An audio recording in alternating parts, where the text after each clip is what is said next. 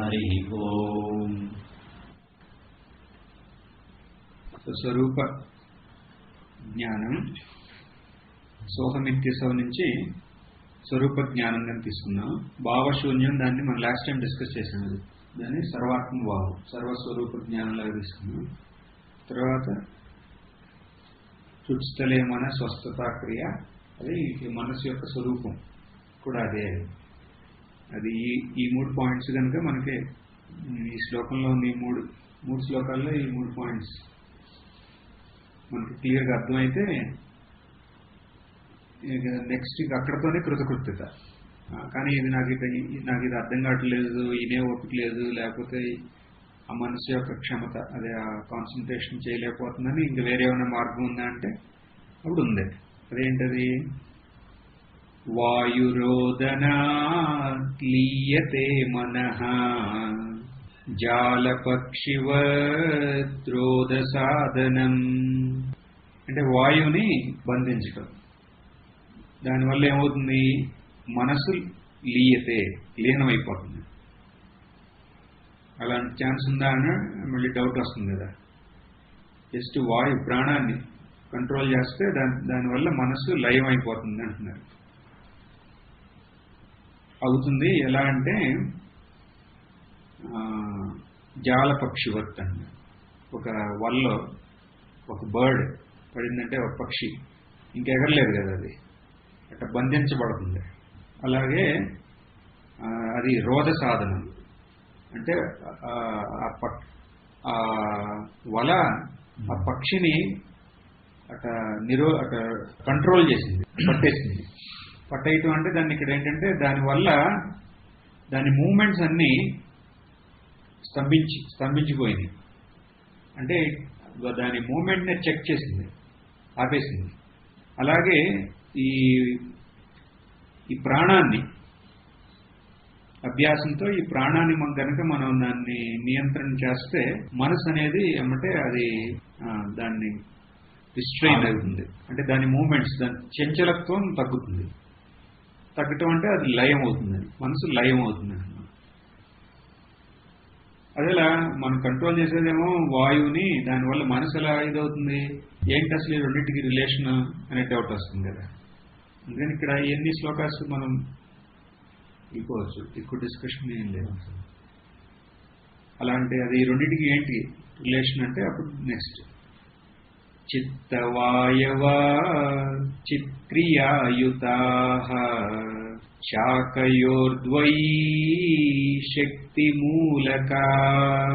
శాకయోర్ద్వయీ అంటే ఒకే ఒక ట్రంక్ కి 2 కొమ్మలు, ఒకే కాండం యొక్క 2 కొమ్మలు. ఏంటవి? ఒకటి ఈ చిత్తం, ఇంకొకటి వాయవ అంటే ఈ ప్రాణం. ఈ ప్రాణం మనసు అనేది ఒకే ఒక కాండం యొక్క 2 కొమ్మల్లాగా. చిత్తవాయవ చిత్క్రియాయుతాః. దాంట్లో ఈ ప్రాణ వాయు దాని యొక్క ఫంక్షన్ ఏంటి? క్రియ, కర్మ. మళ్ళీ ఈ మన చిత్ దాని యొక్కదే ఇదేంటంటే జ్ఞానం. మనసు వల్లే అన్ని తెలుసుకుంటున్నాం, కానీ ఈ మూమెంట్స్ అన్నిటికీ కారణం అంటే ఈ క్రియాత్మకమైన శక్తి దేంట్లో అంటే ప్రాణం. జ్ఞానాత్మకమైన శక్తి మనస్సు. కానీ ఈ రెండింటికి మూలం కాండం ఒకటే. ఈ 2 ఒకటే. మామూలుగా ట్రంక్ అంటాం అదే దాని యొక్క ఆ 2. అందుకని అది ఒకటే, దాని యొక్క 2, దాని యొక్క మూలం ఒకటే. కాబట్టి దానికి వేరు ఒకటే అని కూడా అనొచ్చు, దాని యొక్క రూట్ ఒకటే అని కూడా అనొచ్చు. కాబట్టి దేన్ని ఒకదాన్ని మనం కంట్రోల్ చేస్తే ఇంకోటి కూడా కంట్రోల్ అయ్యే ఛాన్స్ చాలా ఎక్కువగా ఉంది. అందుకని అంటారు కదా, ఇప్పుడు ప్రాణాన్ని కంట్రోల్ చేస్తే మైండ్ కంట్రోల్ అవుతుంది, మైండ్ కంట్రోల్ అయితే ప్రాణం కూడా కంట్రోల్ అవుతుంది. అందుకని చెప్తారు, ఇప్పుడు మనం వెళ్తున్నాం, ల్యాండ్స్కేప్స్ చూస్తున్నాం, సీనరీస్ చూస్తున్నాం అనుకోండి, దాని సూతింగ్ ఎఫెక్ట్ వల్ల మన ప్రాణం కూడా కంట్రోల్ అవుతుందంట. బికాస్ మైండ్ కామ్ అయిపోయింది. అందుకు స్వామి మామూలుగా ఏదైనా ఒక మంచి విషయం మీద థింక్ చేస్తున్నప్పుడు ఊపిరి ఆగిపోతుంది, అప్పుడు మళ్ళీ దీర్ఘ శ్వాస తీసుకోవాలి. అదే అలాగే అంటారు. ఇప్పుడు ఈ కుక్క చూడండి, దానికి అంత రెస్ట్లెస్ గా ఉంటుందండి. ఇప్పుడు దాని ప్రాణం వస్తే అంత రెస్ట్లెస్ గా ఉంటుందండి, అంటే అంత ఫాస్ట్ గా ఉంటుందండి. అంటే ఇది ఉంది టోర్టాయిస్ ఉంది, అంతకాలం జీవించడానికి చాలా స్లోగా తీసుకుంది, మూమెంట్ అంతా స్లోగా ఉంది. అంటే ఇప్పుడు దీన్ని ఒకదాన్ని రెండింటికి సోర్స్ ఉందని చెప్తున్నారు. ఒకటి కంట్రోల్ చేస్తే ఇంకోటి ఎట్టయినా కంట్రోల్ అవుతుంది.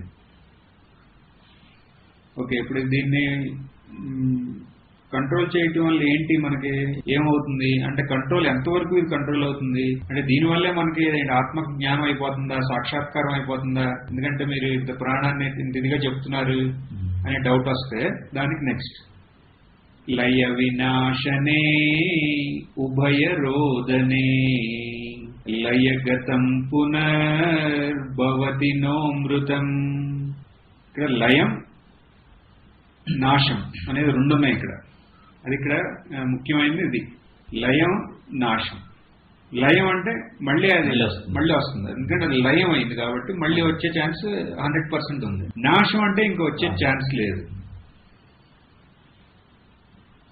అప్పుడు ఈ ప్రాణం బంధన వల్ల జరిగేది ఏంటంటే లయమే, నాశం కాదు. నాశం అవట్లే. అక్కడ నాశం అవ్వాలంటే ఏం చేయాలి? మళ్ళీ అక్కడ ఈ మనస్సుని జ్ఞానం అనే జ్ఞానశక్తి ద్వారా మన స్వరూప జ్ఞానం వల్లే నాశం. నాశం అంటే మళ్ళీ అక్కడ అర్థం ఏంటి? దాని యొక్క మిథ్యాత్వం యొక్క నిశ్చయం. నాశం అంటే గబాల్ని మనం రాయలాగైపోవడం కాదు, మనసు లేకుండా దాని యొక్క మిథ్యాత్వంలో ఒక నిశ్చయం, అది నిశ్చయ జ్ఞానం. లయ వినాశనే ఉభయ రోధిని. రెండు రకాలైన కంట్రోల్స్ ఉన్నాయి అంటున్నాం ఇక్కడ.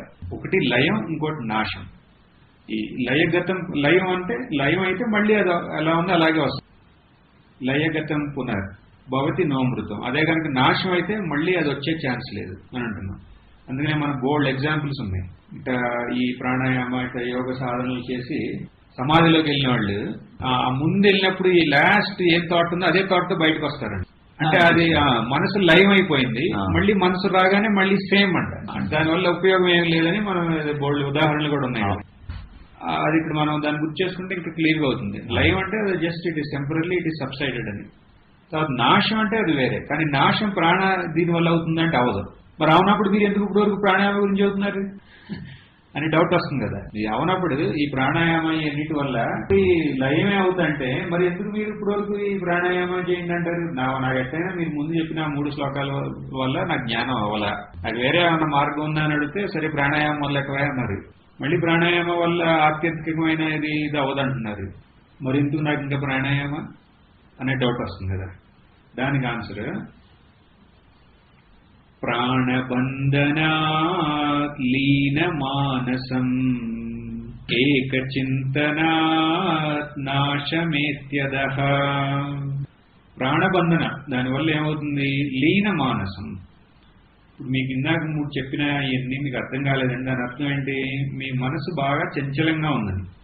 అందుకని ఇప్పుడు మరి ప్రాణాయామం వల్ల ఉపయోగం లేదని కాదు, ఇప్పుడు మీకు వేరే మార్గం లేదు కదా, అందుకని ప్రాణాయామం చేయమన్నాం. కానీ ప్రాణాయామం వల్ల ఏమవుతుంది? ప్రాణబంధన లీన మానసం. మనస్సు అనేది ఆ చంచలాత్మకమైన స్వభావాన్ని వదులుతుంది, అది ఏకాగ్రత వస్తుంది. అప్పుడు ఏకచింతన నాశమేత్యదః. ఆ ఏకాగ్రత వచ్చినప్పుడు ఆ ఏకాగ్రమైన మనస్సుకి జ్ఞానం అనేది బోధ్యం అవుతుంది. బోధ్యం అయినప్పుడు ఏమవుతుంది? నాశం అంటే ఆ మనస్సు యొక్క మిథ్యాత్వం అనుభవంలోకి వస్తుంది. మనసు యొక్క మిథ్యాత్వం అది మనం ఎప్పుడు పెట్టుకోవాలి. నాశం అనేది అంటే ఏంటని మనసు లేకుండా పోతుంది. అంటే ఆ మనస్సు యొక్క మిథ్యాత్వం అంటే ఏంటి అంటే ఆ మనస్సు అనేది మనస్సులో ఉన్న మనం ఫస్ట్ నుంచి స్టార్ట్ చేసిన అలాగే ఏ సత్త చిత్ అనేది లేకుండా అసలు ఏ వస్తువు లేదన్నాం. 3వ చూడండి, హృత్స్థలే మన స్వస్థతా క్రియ. అక్కడి నుంచి మన మనసును పట్టుకున్నాం. నా స్వరూపం సచ్చిదానందం, ఈశ్వరుడు అంటే అదే అంటున్నాం, జగత్ అన్న అదే, మళ్ళీ మనస్సు కూడా అదే అంటున్నాం. ఇది కాకుండా ఇంకా వేరే మలయాళంలో అంటారు వేరే కళి ఇల్లా అంటారు. కళి అంటే వేరే ఆట లేదని, అంటే ఇది ఇల్లా వేరే కళి ఇల్లా అంటే అదొక ఫ్రేజ్ లాగా అక్కడ. అంటే ఇది వదిలేసి ఇంకా వేరే ఏమీ లేదు, సచ్చిదానందం కాకుండా అసలు వేరే అసలు ఏమీ లేదని. ఇదే మోస్ట్ ఇంపార్టెంట్. ఈ సర్వాత్మ ఏం చెప్పినా మళ్ళీ మనసులో వికారాలు ఉన్నాయిగా అని అంటే దానికి ఆన్సర్ ఇదే.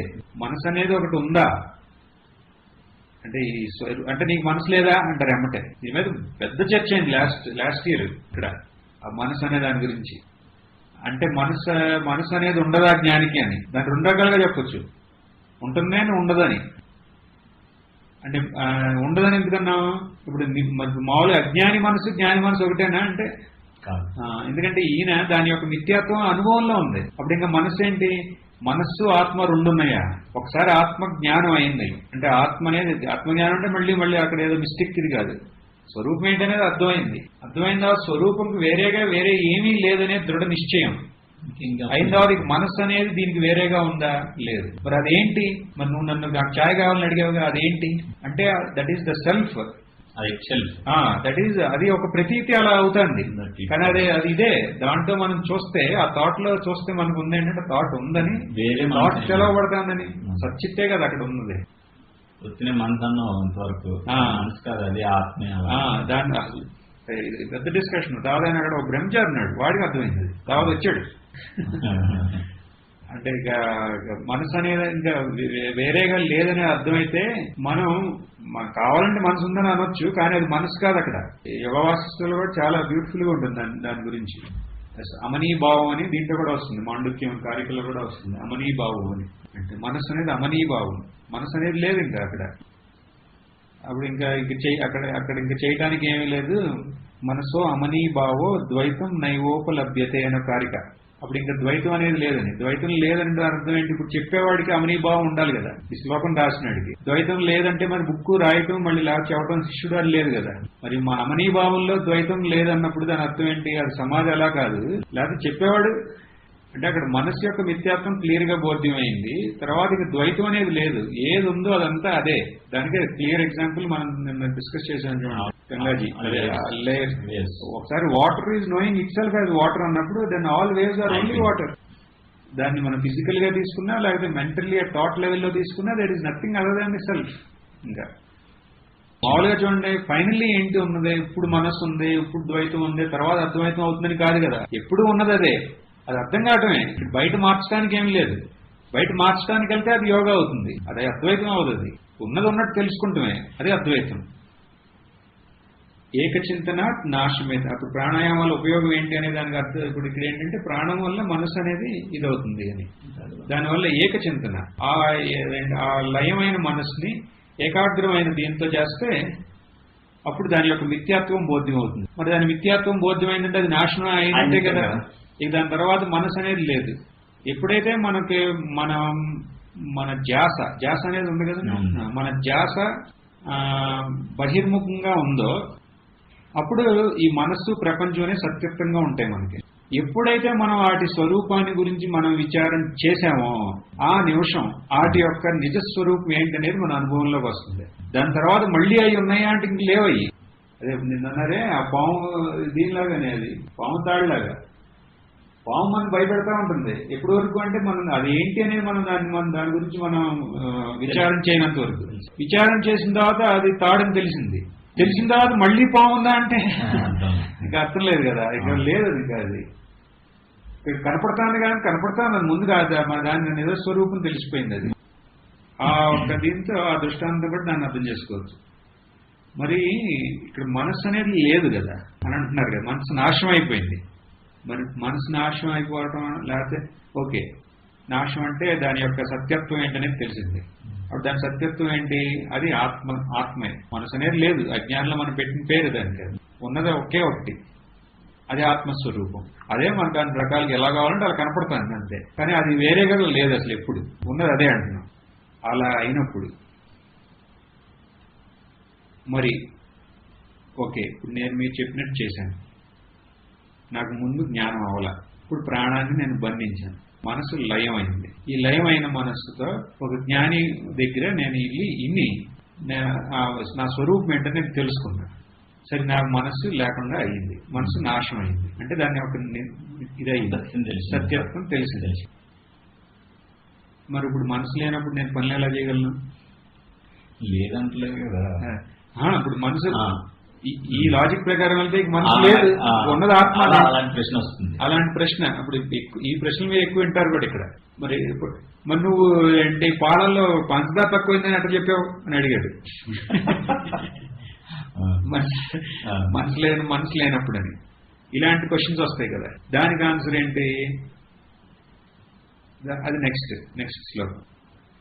నష్టమానసో ఉత్కృష్ట యోగినః కృత్యమస్తి కిం స్వస్థితిం యతః. నష్టమానసో, సరే మనసు నష్టమైపోయింది. ఎవరికి? ఉత్కృష్ట యోగిన. మామూలు యోగి కూడా కాదు. మామూలు ఇప్పుడు మనసు లేకుండా లయ సమాధి వెళ్ళేవాడే యోగి అయితే, ఇక మనసు యొక్క మిథ్యాత్వం బోధ్యమైనాడు ఏంటి? ఉత్కృష్ట యోగి. ఇంకా యోగుల్లో అండ్ అగ్రగణ్యుడు. అంటే మామూలాళ్లే యోగి అయితే, కొంచెం కొన్ని రోజులు ఇట్లా మనసు లేకుండా కూర్చున్నాడే యోగి అయితే, మనసు అనేది ఒక మిథ్యాత్వం బోధ్యమైనాడు, మళ్ళీ వాడిని కూడా యోగి అనలేం కదా. అందుకని ఇక్కడ మహర్షి ఏమంటారు? ఉత్కృష్ట యోగి నష్టమానసు. ఆయనకే ఈ మనసు అనేది నష్టం అయ్యేది. అంటే మనసు నష్టం అవుతుందంటే ఏంటి? మన మనసు యొక్క అక్కడ మనం ఎప్పుడు నేను చెప్తున్నా, మనసు యొక్క మిథ్యాత్వం అనుభవంలోకి రావడం. ఇప్పుడు ఓకే, మనం ఈ ఉపదేశారం మీరు వినేశారు, మీకు అర్థమైపోయింది మనసు యొక్క మిథ్యాత్వం. అప్పుడు మీరెవరో ఉత్కృష్ట దట్ ఈస్ ద పాయింట్ ఇక్కడ. నష్టమానస ఉత్కృష్ట యోగిన అంటే దీని యొక్క నిశ్చయం, ఆ జ్ఞానం యొక్క నిశ్చయం, అది ఇంపార్టెంట్ ఇక్కడ. నిశ్చయం మనకి అంటే మనకు అర్థమైన నిశ్చయం అంటే ఇది డౌట్లెస్. ఇంకా ఏ మూమెంట్ మన మైండ్ లో ఇంకా ఆ డౌట్ అనేది రాదు. అందుకనే దీన్ని ఇక్కడ నష్టమానసం పెట్టినట్టు నాకు అనిపిస్తుంది. ఇక ఊరినే అది ఇదవటం కాదు. అందుకని లయం అంటే ఇప్పుడు మనం ఇట్లా కూడా పెట్టుకోవచ్చు. మనం ఈ మార్గంలో ఉన్నాం కాబట్టి మనం ఇప్పుడు మీరు అన్నారే సత్సంగం ఇంట అంటే బాగానే ఉంది, తర్వాత అన్నారు. మళ్ళీ నరోత్మ ఆయన కూడా అనేవారు ఇట్లాగే. అది కూడా ఎలాగంటే ఓకే, మనకు అది లయం ఇలాగే తీసుకోవచ్చు. ఓకే, ఆ సత్సంగంలో ఆ మహర్షులు రాసిన మాటలు విని, లేకపోతే మనం కూడా చాలా కాన్సన్ట్రేటెడ్ కూర్చునింటాంగా, దానివల్ల అన్ని బోల్డ్ ఎక్స్టర్నల్ ఫ్యాక్టర్స్ వల్ల ఎమ్మటే మనకు మనసు లేకుండా అయిపోతుంది. కానీ మళ్ళీ తర్వాత వస్తుందని అర్థం ఏంటంటే అక్కడ ఉంది లయం అవుతుంది. అక్కడ ఏంటంటే బోల్డ్ ఫ్యాక్టర్స్ ఉన్నాయి కదా, ఆ ఫ్యాక్టర్స్ వల్ల మళ్ళీ. కానీ ఇక్కడ లయంకి వేరే యోగ లయంకి తేడా ఏంటంటే ఇక్కడ జ్ఞానం అవుతుంది, జ్ఞానం బేస్డ్ అవుతుంది అక్కడ. కానీ దాని మీద ఒక దృఢమైన నిశ్చయం ఉండాలి. నిశ్చయం అయితే దాన్నే మనం నాశ అంటాం. దృఢ నిశ్చయం అంటే ఏంటంటే మళ్ళీ సంశయం వచ్చే ఛాన్స్ లేదు అక్కడ.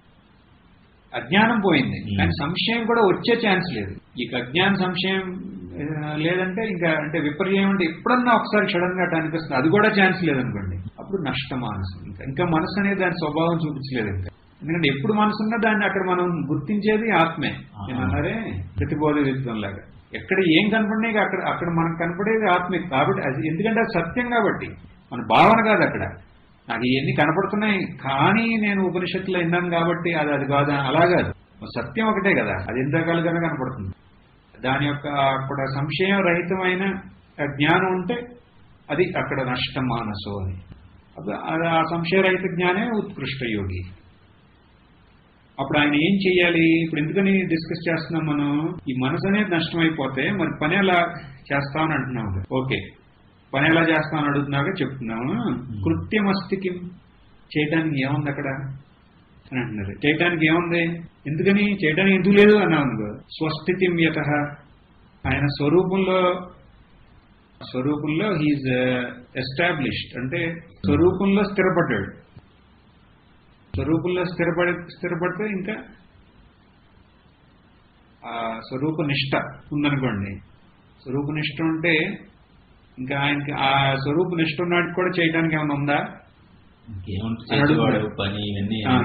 పని ఏమవుతుంది అంటున్నావు. ఫస్ట్ నీకు అర్థం కాక ఆ ప్రశ్న, తత్వం అనేది నీకు అర్థం కాదు, ఆ ప్రశ్నే రాదు. ఆయన ఓకే నీకు ఆ ప్రశ్న వచ్చింది. ఇప్పుడు ఈ మనసు అనేది ఆయన యొక్క సత్యత్వం బోధ్యమైందా, మరి ఆయన ఎలా పనిచేస్తాడు అనే క్వశ్చన్ దానికి ఆన్సర్ ఏంటంటే ఏముంది చేయటానికి? స్వరూప నిష్ఠలో ఉన్నవాడికి చేయటానికి ఏముంది అనే క్వశ్చన్ అడుగుతున్నారు. ఫస్ట్ ఆన్సర్ డైరెక్ట్ గా ఇవ్వట్లే. అసలు ఏంటి చేయటానికి ఏముందని అడుగుతున్నారు. అంటే ఇక్కడ దాని జ్ఞానపరంగానే మనం ఆ క్వశ్చన్ ఆన్సర్ తీసుకున్నాం అనుకోండి. అంటే ఈ క్వశ్చన్ అలాంటిదే కదా, చేయటానికి ఏముంది ఆయనకి నువ్వు అంటున్నావు. అప్పుడు మన ఆ క్వశ్చన్ కొంచెం కింద తీసుకొచ్చి మనం దాన్ని అనలైజ్ చేసామనుకోండి. ఇప్పుడు అజ్ఞాని ఉన్నాడు, వాడు ఎందుకు చేస్తున్నాడు? ఏదో పొందాలని. ఎందుకు పొందాలనుకుంటున్నాడు? ఉన్న దాంట్లో సగం శాంతి లేదు, అసంతృప్తి వల్ల. వాడికి అసంతృప్తి వల్ల ఏదో పొందాలనుకున్నాడు. వాడికి అసంతృప్తి ఎందుకు ఉంది? ఇది అర్థం అవ్వలేదు కాబట్టి. వాడి యొక్క స్వరూపం ఆ అనంతం అనేది వాడికి అర్థం కాల. అప్పుడు వాడికి ఆ స్వరూపం అనంతం అనేది అర్థం కాదు. అన్ని క్వశ్చన్ లాగానే వెళ్దాం. అనంతం అనేది అర్థం కాలేదు. అర్థం కాలేదు అంటే దాని అర్థం ఏంటి? వాడు పరిచ్ఛిన్నం అనేది వాడికి జ్ఞానం ఉంది. వాడి స్వరూపం పరిచ్ఛిన్నం అని. కానీ అది సత్యం కాదు. అందరూ ఆ అపరిచ్ఛిన్నమైన ఆ సత్యమే. దేశకాల వస్తు అపరిచ్ఛిన్నమైన తత్వమే అందరూ. కానీ అది తెలవకపోవటం వల్ల నేను పరిచ్ఛిన్నుణ్ణి అనొచ్చా అనే ఒక బోధం వల్ల, అనే ఒక మిథ్యా జ్ఞానం వల్ల ఆయన జీవిస్తున్నాడు అజ్ఞాని. కానీ ఆయన స్వరూపం అదే. కాబట్టి ఆ స్వరూపం అదే కాబట్టి ఆ స్వరూపం ఎప్పుడు స్వరూపం అయిపోయి అవుతుంది. దాన్నే ఆనందం యొక్క తృష్ణ. ఆనందం కోసం ఆత్మనస్తు కామాయ సర్వం ప్రియం భవతి అనే ఒక మంత్రం ఉంది. దానికి ఇక్కడ సెట్ అవుతుంది. అజ్ఞాని కూడా దానికోసమే ప్రయత్నిస్తున్నాడు, ఆ అపరిచ్ఛిన్నమైన సుఖం కోసమే. కానీ జ్ఞానం లేక దాని విషయాల ద్వారా ఇచ్చేస్తున్నాడు.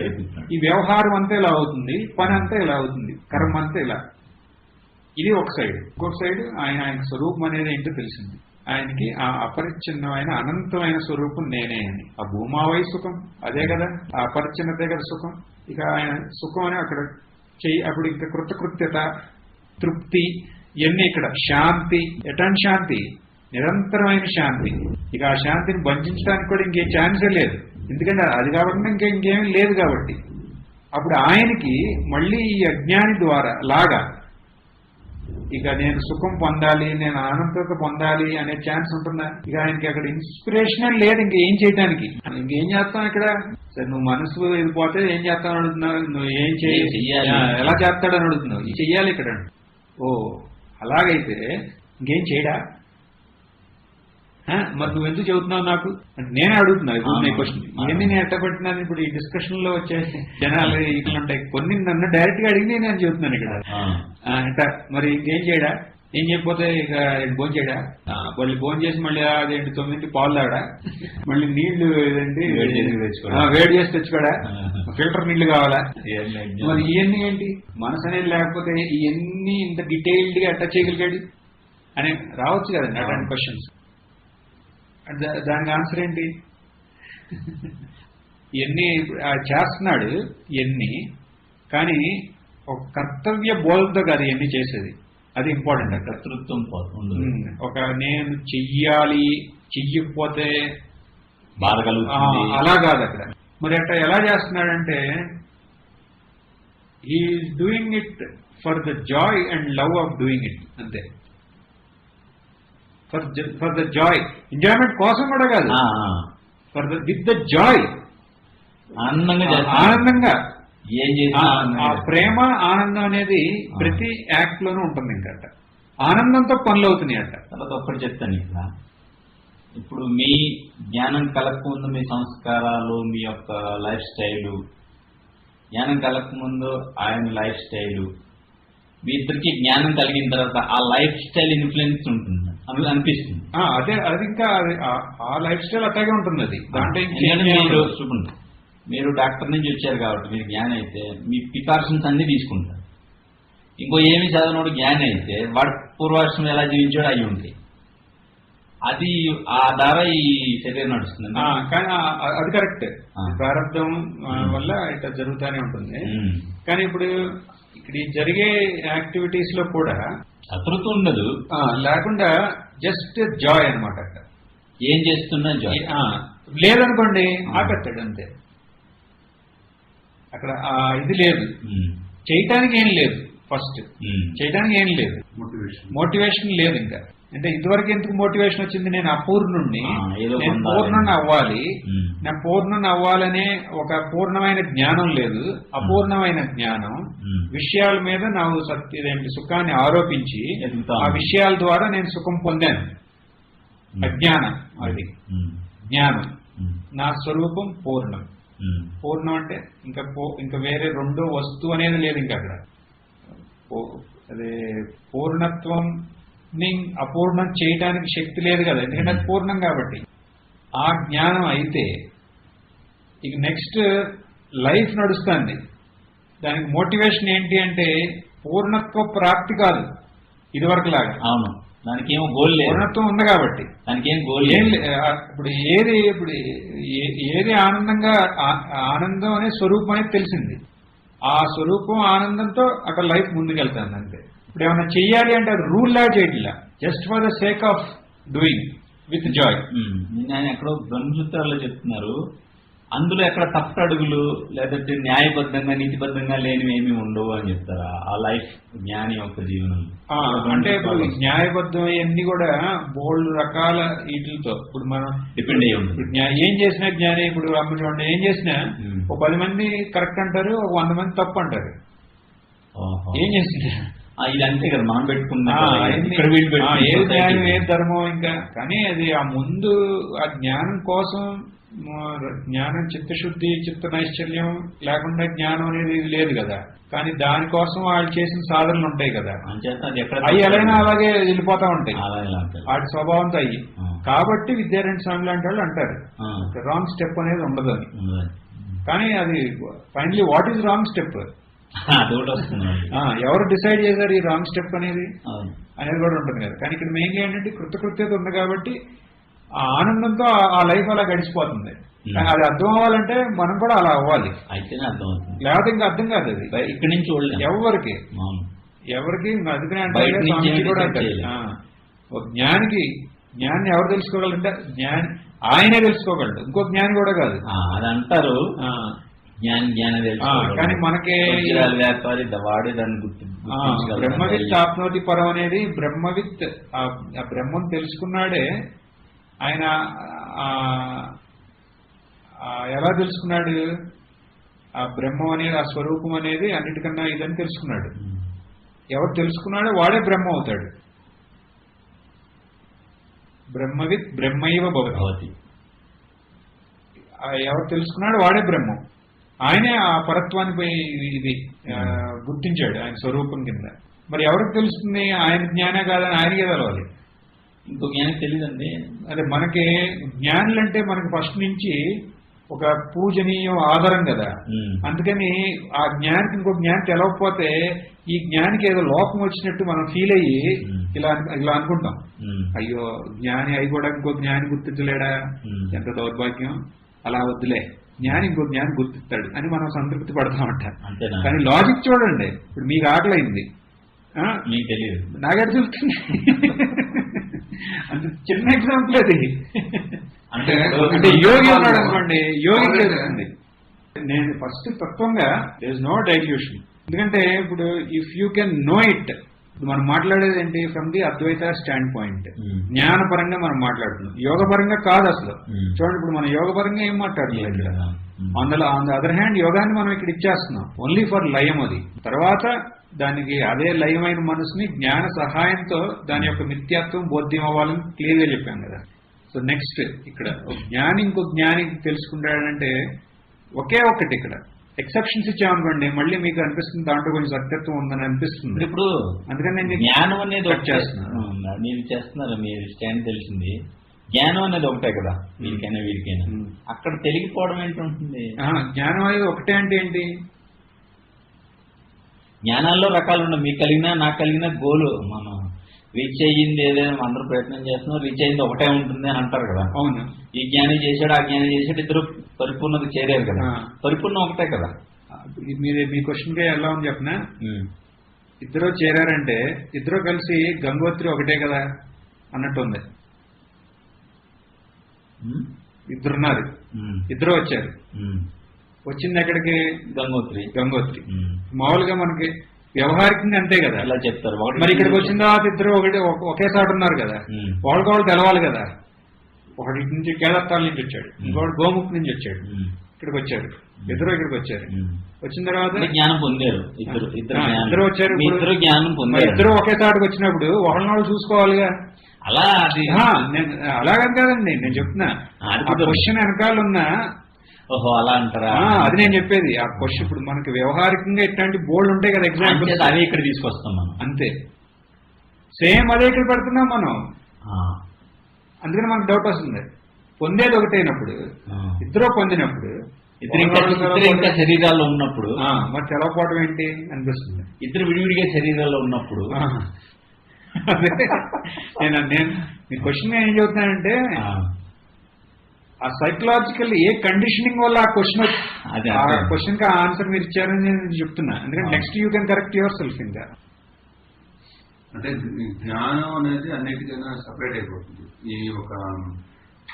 ఈ మనసులో వచ్చే ఒక యోగ సిద్ధులైనా సరే, యాక్సిడెంటల్ గా చెప్పేదైనా సరే, వాళ్ళ గురించి దీనికి జ్ఞానానికి సంబంధం లేదు. చాలా చోట్ల స్వామి చెప్పింది కరెక్ట్. అది నేను ఫస్ట్ ఎందుకంటే అంటున్నాను, కొంచెం కన్సలేషన్ ఇస్తే మళ్ళీ దాన్ని అందుకనే కానీ ఇప్పుడు చూడండి, ఒక అమ్మ ఉంది. ఆ అమ్మకి అమ్మ ఇక్కడ ఉంది, వాళ్ళ కొడుకు వేరే ఎక్కడో ఉన్నాడు. వాడికి ఆకలి అట్లా అమ్మ తెలుస్తుంది. ఎందుకు తెలుస్తుందంటే ఏం చెప్తాం చెప్పండి? యోగ సాధనలో అన్ని వదిలేండి, ఏమి లేవు వాళ్ళకి. ఇక్కడ ఏంటి, ఒకసారి అమ్మ చెప్పింది, సత్సంగంలో అమ్మ చెప్పింది, ఆ చిన్న పసి పాపకి ఆకలేసి వేరే ఎక్కడో ఉండి ఏడుపుతంటే ఆ ఏడుపు ఇక్కడ వినపడదంట. ఇక్కడ అమ్మకి ఆవిడ అంటారు బ్రెస్ట్ మిల్క్ లీక్ అయితే వచ్చేస్తాయి అంట. ఏం చెప్తుందని చెప్పండి, ఆవిడ యోగా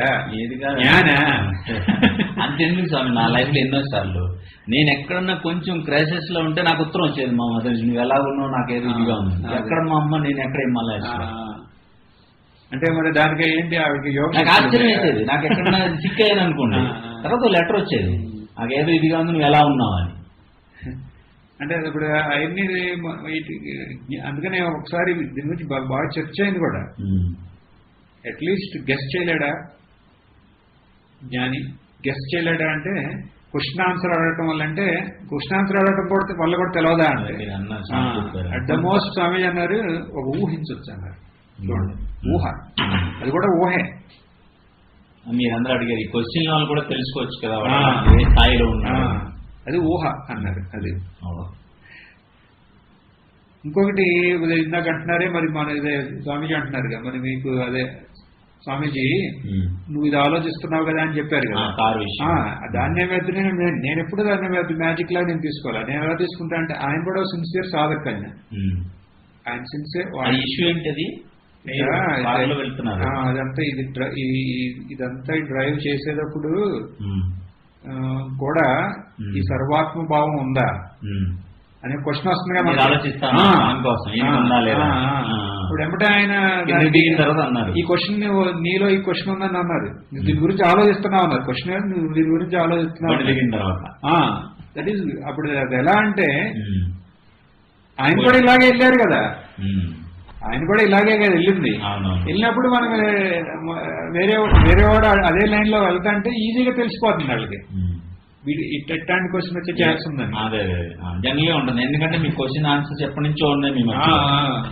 తర్వాత రౌండ్ మర్స్ కూడా అంటారు, రౌండ్ మర్స్ వల్ల ఏదో జరిగిందని భక్తులు వచ్చి చెప్తే అది నా ప్రమేయం లేదన్నట్టు, అది మీ విశ్వాసం వల్ల అవుతానని. అంటే ఇక్కడ జ్ఞానికి ఇంకో జ్ఞానం అప్పుడు అందుకనే నేను నాకు బెస్ట్ ఎగ్జాంపుల్ ఇది.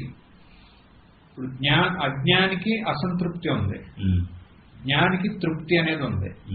అజ్ఞానికి అజ్ఞానం వల్ల అసంతృప్తి, జ్ఞానికి జ్ఞానం వల్ల తృప్తి. ఇది ఒక పాయింట్. నెక్స్ట్, నాకు ఆకలేస్తుంది, నాకు ఆకలి వేయట్లే. ఇప్పుడు ఈ ఆకలి వేసినాడికి ఆకలి అయినాడికి ఎవరికి వాడికే తెలవాలి కదా. ఎవరికి వాడికే వాడికి తెలుస్తుంది నేను అజ్ఞాని అని, ఎవరికి వాడికే తెలుస్తుంది వాడికి జ్ఞాని అని. అంతే కదండి. ఎందుకని ఆత్యంతికమైన జ్ఞానం తప్ప వేరేదేం లేదు. అజ్ఞానం అనేది ఒక ఆరోపణ. ఆయన సంశయం, ఆయన అజ్ఞాన సంశయ విపర్యం, అదే కదా అజ్ఞాని అంటే. ఈ మూడు లేవు. లేనాడికి లేనట్టు తెలుస్తుంది, ఉన్నాడికి ఉన్నట్టు తెలుస్తుంది. కానీ ఇంకోటి అంటారే, ఇప్పుడు అతను జ్ఞానం కలగడానికి ముందు అతని లైఫ్ అంతా కొన్ని అనేక అనుష్ఠానాలు, యోగాలు అవన్నీ చేసి యోగ మార్గంలో వచ్చి జ్ఞానం పొందాడు అనుకోండి. అప్పుడు కొన్ని సిద్ధులు గిద్దులు అలాంటివి తెలుసుకోవడాలు అలాంటివి బ్యాక్గ్రౌండ్ ఉంటుంది. అందరి జ్ఞానులకి సిద్ధులు ఉండవు, సిద్ధులు ఉన్నాయనుకోండి. ఆ సిద్ధి వల్ల ఇంకొక జ్ఞానికి జ్ఞానం ఉందని చెప్పగలరా? ఏ స్థాయిలో ఉన్నాడని చెప్పట్లేడు. సిద్ధులు ఉన్నాయి. సిద్ధులు రిలం చూడండి ఎక్కడ అనేది. సిద్ధులు ఎక్కడి వరకు యాక్ట్ చేస్తాయి? కింద ఆగిపోతాయి. ఇప్పుడు ఏమన్నా అంతెందుకు మెజిషియన్లు ఉంటారు, ఆధ్యాత్మికంగా వదిలేయండి. కేరళలో క్రిస్టియన్ ఉన్నాడు, అందరూ టాప్ మెజిషియన్, ఆయన చేయలేని ఎవరో చేయలేడు. ఆయన వెళ్ళి ఇప్పుడు గంగోత్రి వచ్చి వీడు జ్ఞాని వీడు అజ్ఞానం చెప్పగలరా? జ్ఞానం విషయం కాదు, మామూలుగా కొంతమంది జ్ఞానులకి కొన్ని సిద్ధులు అలా ఉంటాయి, కొంతమందికి ఏముండదు, వాళ్ళు ఎలా ఉంటారు. సైడ్ ఎఫెక్ట్లు బ్యాక్ సైడ్ వాళ్ళు ఏం చేసుకొచ్చారు సైడ్ ఎఫెక్ట్స్ అండి. అది కూడా కర్మని బట్టి వస్తాయి కదా. ఇప్పుడు ఒకరికి ఒక సైడ్ ఎఫెక్ట్ ఉంటుంది కదా, కొంతమందికి అట్లాంటి సైడ్ ఎఫెక్ట్లు. కానీ లోకంలో ఆ సైడ్ ఎఫెక్ట్లకి గ్లోరీ, అదే అది లోకం యొక్క దౌర్భాగ్యం, మనం ఏం చేయలేము. ఇప్పుడు వినేది చాలా బాగానే ఉంది. అంటే ఇప్పుడు మనం ఇక్కడ ఫైనలీ సమరీ ఏంటంటే అక్కడ చేయటానికి అక్కడ ఏమీ లేదు, ఎందుకంటే ఆయన కృతకృత్యత పొందాడు కాబట్టి. చేయాల్సింది చేశాడు, తెలుసుకోవాల్సింది తెలుసుకున్నాడు. తెలుసుకోవాల్సింది తెలుసుకుంది, చేయాల్సింది చేసిన తర్వాత అంటే ఏంటి ఇక్కడ చేసింది అంటే ఆ మనసు యొక్క మిథ్యాత్వం ఆయనకి అనుభవంలో దాని యొక్క మిథ్యాత్వం నిరూపణం అయింది ప్రాణాయామాల ద్వారా. అది ముందు మనం వదిలేసాం ప్రాణాయామాలు.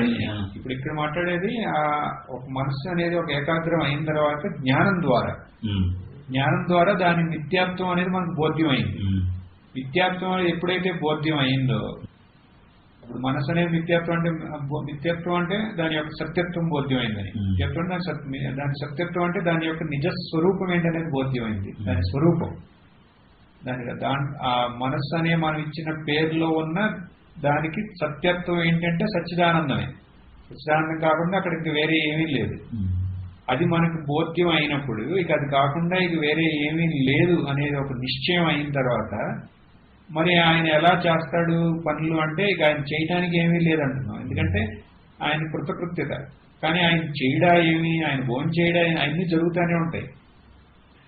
ఆయన ఒకసారి ఆయన అనంతత ఆయనకి బోధ్యం అయితే ఆ అనంతత అనేది మళ్ళీ పోయేది కాదు, ఎందుకంటే సత్యం కాబట్టి. ఆ అనంతత అనేదాన్ని మనం ఆనందం అంటున్నాం కదా, అలా అయితే ఆయన ఏం చేసినా ఆ ఆనందంతోనే ఆయన జీవిస్తున్నాడని. అంతనేగా అంటారు. ఇప్పుడు కృష్ణుడిని మనం ఒక్కటి గుర్తుపెట్టుకోవాల్సింది ఏంటంటే జీవన్ముక్తుడి యొక్క లక్ష్యం ఏంటంటే అని చూడండి, ఏం చేసినా ఆనందంతో చేశాడంట. ఆయన కష్టాలు వచ్చినా ఆనందంతో చేశాడు. ఆనందం అంటే అట్లా మొహం నవ్వుతాడని కాదు, ఆ జ్ఞానం యొక్క స్వరూపం తెలుసుకుని. డిస్టర్బెన్స్ ఉన్నా సరే అది కూడా ఇంకోటి అతనికి లేదంటున్నా, అది కూడా నేను అక్కడ చాలా ఇంపార్టెంట్ పాయింట్ అండి. అక్కడ లోన డిస్టర్బెన్స్ అంటున్నాను చూడండి, నొప్పి. ఓకే, ఆయన ఏదైనా ఒక ఈవెంట్ తీసుకోండి, నాకు ఎక్కువ అంత ఈ స్టోరీ ఎక్కువ తెలియదు, అంటే తెలుసు కానీ డీటెయిల్డ్ గా. ఏదైనా లైఫ్ లో ఒకసారి ఆయన కూడా అప్సెట్ అయి ఉంటారు కదా. అప్సెట్ అంటే అట్టాని కాదు, నాకు ఆయన లైఫ్ లో ఎక్కడో స్టార్ట్ వస్తుంది. అది అర్థమైందండి మీరు ఏం చెప్పబోతున్నారు. అదే అర్థమైంది. ఇలా అవ్వకుండా ఉంటే బాగుండు, కళ్ళీళ్ళు వస్తాయి కదా, అప్పుడు కూడా that is also for the joy of it అనిపిస్తున్నాడు దుఃఖాన్ని. ప్లస్ స్టిల్ అది ఇప్పుడు అమ్మ ఉంది, మనకు తెలిసే కదా ఎన్నోసార్లు అమ్మ ఎంతో బాధపడతాడు. అది కూడా ఆనందంలో జాయ్ అవన్నీ అట్ట ఊరిని అట్ట ఎపియరెన్సెస్ లాగా అలా అవుతా ఉంటాయి. అంటే ఇక్కడ ఆనందం అంటే మనం లిటరల్ గా మనకు మామూలుగా చిన్నప్పటి నుంచి అలవాటైన ఆనందం కాదు. అది కాకుండా ఇంకేమీ లేదు అన్నప్పుడు ఇక ఆ లహరిలోనే వాళ్ళు ఇంకా అంతా ఇప్పుడు మనకి బయట కనపడుతుందట ఆనందంగా దుఃఖంగా. ఆ ఆనందం దుఃఖం కాదు ఇక్కడ, ఆ శాంతి. అందుకనే ఇక్కడ ఇప్పుడు మనం శాంతి అనే వర్డ్ వాడతాం. ఆనందం కూడా అనొచ్చు, సుఖం దుఃఖం అనకుండా ఇక్కడ ఆనందం అంటాం, లేకపోతే శాంతి అంటాం. అదే ఆ శాంతికి ఇప్పుడు భంగం ఉండదు. కానీ ఇప్పుడు జబ్బు వచ్చినప్పుడు సుఖ దుఃఖాలు అవన్నీ ఉన్నా ఆత్యంతికం అయి ఆ శాంతికి భంగం ఉండదు. ఆ శాంతి ఏంటి అంటే ఆ స్వరూపమే ఆ స్వరూపాన్ని గుర్తించింది. ఆ స్వరూపాన్ని గుర్తిస్తే ఎలా గుర్తించింది? నా స్వరూపం శాంతి అని గుర్తించింది. దానికి భంగం ఎప్పుడు ఉండదు. That is there as the underlying current through and through. అది పైన జరుగుతూ ఉంటాయి, పైన ఇప్పుడు ఈ మాటలు అన్నీ జరుగుతున్నాయి అన్ని. కానీ దీనికి అండర్లయింగ్ గా శాంతి. ఆ శాంతికి భంగం వచ్చే ఛాన్స్ ఉందా అంటే లేదు. అది దానికి అప్పుడు మళ్ళీ యాక్టివిటీస్ ఎలా అన్ని దానితో పాటే వెళ్తూ ఉంటాయి. ఆ శాంతికి భంజన లేకుండా ఈ యాక్టివిటీస్ అన్ని గవర్న్ అవుతాయి. ఆ శాంతి ప్రొటెక్ట్ చేయట్లా, అది అలాగే ఉంటుంది. అది గవర్న్ చేస్తుంది ఈ యాక్టివిటీస్ అన్నింటినీ, అది గవర్న్ చేస్తుంది. ఇప్పుడు ఒకసారి సడన్ గా ఇక్కడ ఒక ఫ్లడ్ వచ్చేసింది అనుకోండి, ఒక పెద్ద ఇది వచ్చేసింది, జనాలను లేదా ఒక భూకంపం వచ్చేసింది, అందరూ చచ్చిపోతున్నారు. అంటే మనం ఏదో ఒకటి చేయాలి. అప్పుడు మనం వెళ్ళి సెల్ఫ్లెస్ సర్వీస్ అని మొదలెట్టాం. ఆ శాంతం చూడండి, అది మనని మోటివేట్ చేస్తాను చేయమని. ఆ శాంతి అనేది అలాగే ఉంది, శాంతి కోసం చేయట్లే. అలా ఇప్పుడు ఇక ఎవరిన గబాల్ని వచ్చి నన్ను అడిగారే ఇప్పుడు దీని గురించి నేను తెలుసుకోవాలి మీరు చెప్తారా అంటే, అప్పుడు ఆ మూమెంట్ లో ఆ శాంతి అనేది it is taking the form of teaching. అంటే ఆ శాంతి అనేది డిటర్మిన్ చేస్తాను ఎవ్రీ యాక్టివిటీస్. ఇప్పుడు అదైనా ఇప్పుడు అది క్లియర్ అయింది కదండి ఆ కాన్సెప్ట్. ఆ శాంతి అనేది కదా, that is determining each and every activity. Now we are going for trekking, that has determined, that has decided that we will go. మనం వెళ్ళాం ఫస్ట్ డే, ప్రాబ్లం అయింది అక్కడ ఎవరికన్నా, ప్రాబ్లం అయితే అగైన్ మనం డిసైడ్ చేసాం we are coming back. That shanti has decided that we should come back. అప్పుడు నేను వచ్చేస్తే నాకు దుఃఖం అయిపోతుందని కాదు అక్కడ, ఇంకప్పుడు మీరు the whole life is decided by this shanti అని. అదే ఇంకా ఇటు నుంచి చూసినప్పుడు జ్ఞానం ఏం చేస్తున్నా దాని ద్వారానే చేస్తున్నాడు. ఆ శాంతి యొక్క శాంతి నడిపిస్తుంది. ఎందుకంటే అది మళ్ళీ అశాంతి అవడానికి ఛాన్స్ లేదు, స్వరూపం కాబట్టి, సత్యం కాబట్టి. ఏంటి ఆ శాంతి అంటే ఇక ఆ తత్వం కాకుండా ఇంకా రెండో వేరేది ఏమీ లేదు. వేరేది ఏమున్నా ఏం కనపడినా అది ఆ తత్వం యొక్క just it is an appearance. Appearance అంటే ఒక ప్రతీతి, ఒక ప్రకటన. ఆ దృఢ జ్ఞానం వల్ల ఇంకా చేసేది ఇంకేమీ లేదు. అది ఎందుకని ఆ నీళ్ళు ఎప్పుడో చూసినా ఈ గంగాజీ దగ్గరికి వెళ్తాం, ఆ నీళ్ళ ఫ్లో అవుతుంది, ఆ కనపడేవన్నీ వాటి యొక్క అదే ఆ వాటర్ అనే ఒక దృఢమైన జ్ఞానం ఉంది ఆ వాటర్కి. అప్పుడు for the joy of flowing it is flowing from here to Gangasagar. ఆ వేవ్స్ అలా కాదు, అవి నేను వేరే అనుకున్నాయి అనుకోండి జలం నుంచి, ఆడికి బోల్డ్ ప్రోగ్రాంలు బోల్డ్ ఎజెండాలు ఉంటాయి. కానీ వాటర్ కలా కాదు, అది for the joy of flowing it is flowing. ఎందుకంటే అది కాకుండా ఇంకేమీ లేదు ఎట్టయినా, అది చేయడానికి ఏమీ లేదు. కానీ for the joy of flowing it is flowing, for the joy of living you are living. Clear కదండి అది. మరి ఓకే, ఇది చాలా బాగానే ఉంది, మరి నాకు అర్థం కావట్లేదుగా అని ఒక డౌట్ ఉందనుకోండి. ఇది చెప్పడానికి ఈజీ, అనుభవం రావడానికి అంత తేలిక కాదండి నల్లా ఆయన స్వామీజీ.